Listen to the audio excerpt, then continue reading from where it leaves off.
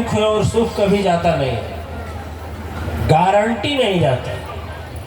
मिश्रा जी महाराज गए ना बदलती दुनिया, अगर सच में पूछिए तो मैं बहुरूपिया हूँ। बहुरूपिया मैंने बहुत रूप धारण करने वाला पुण्य आत्माएं। मैं एक बात बता रहा हूँ, एक बार की बात थी कि यहीं शुरू करूँगा। एक गुरुजी थे, अपने शिष्य के साथ जा रहे थे, ठीक समझ रहे हैं कि कुछ और सोच रहे हैं? अगस्त जी सोच रहे हैं का? क्यों क्यों उदास डॉक्टर साहब हम दिखाई दे रहे हैं ना? चूँकि डॉक्टर साहब पैंट में पढ़ने में जैसे बैठने में दिक्कत हो तो उधर कुर्सी है बैठ जाइए, चेयर है बैठ जाइए, ठीक है चेयर है बैठ जाइए कुर्सी पर। हाँ ठीक है, थोड़ा पैंट वाले को दिक्कत होती है, आराम से सुने। ओम गुरु जी के साथ वो शिष्य जा रहे थे बड़े मस्ती से, बड़े प्रेम से। दोपहर का समय था, एक बगीचा था, बगीचे में एक सांप और नेवला दोनों लड़ रहे थे। गुरु और शिष्य का रास्ता तो सुगम नहीं था, लेकिन जैसे शिष्य की दृष्टि पड़ी उस बगीचे में नेवला और सर्प लड़ रहे थे। गुरु शिष्य चिल्लाया, गुरुजी सांप। दोपहर का समय था और जैसे वह सांप और नेवला लड़ते थे तो सर्प जो है नेवले को कस लेता था, उसको अर्धमूर्छित कर देता था। कौन? सांप नेवला को। नेवला धराशायी होकर गिर जाता था, फिर नेवला दौड़ कर जाता था, उसी जंगल के एक कोने से कहीं से जाता था, कुछ सूंघ कर आता था, फिर लड़ाई करता था। 3 घंटा लड़ाई चली और उस 3 घंटे के लड़ाई में परिणाम यह निकला कि वह क्या हुआ? कौन मरा? सांप मरा। क्यों मरा?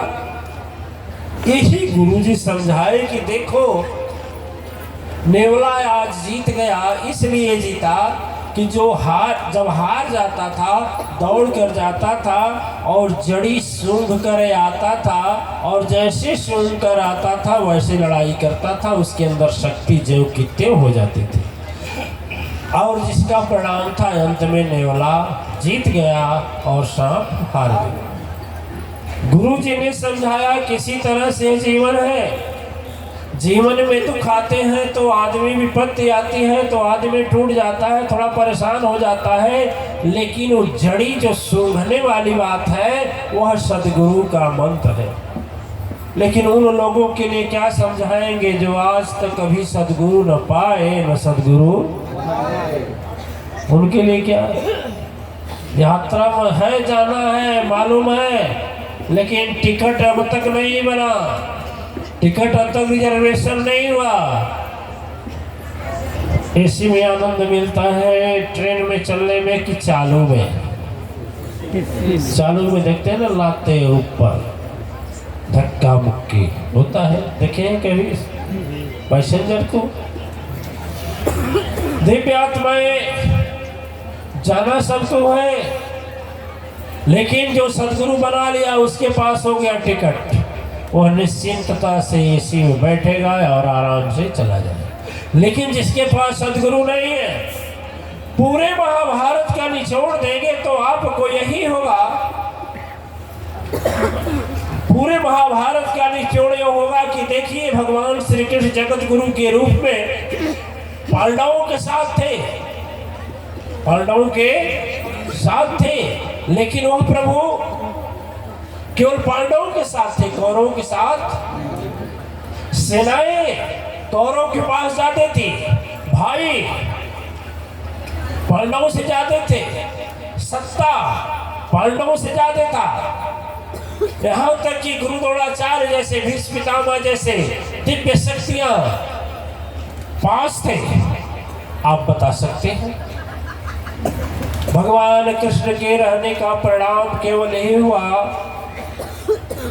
कि चाहे विपक्ष में दुर्योधन खड़ा हो, चाहे विपक्ष में गंगापुत्र भीष्म खड़े हो, चाहे विपक्ष में द्रोणाचार्य खड़े हो, चाहे सैन्य खड़े हो, लेकिन यदि सद्गुरु आपके साथ में खड़ा है तो विजय आपकी होगी। कितना हो बड़ा बलवान विपक्षी होगा, उसका विजय नहीं। प्रेम से बोलिए सद्गुरु चरण की। जीवन में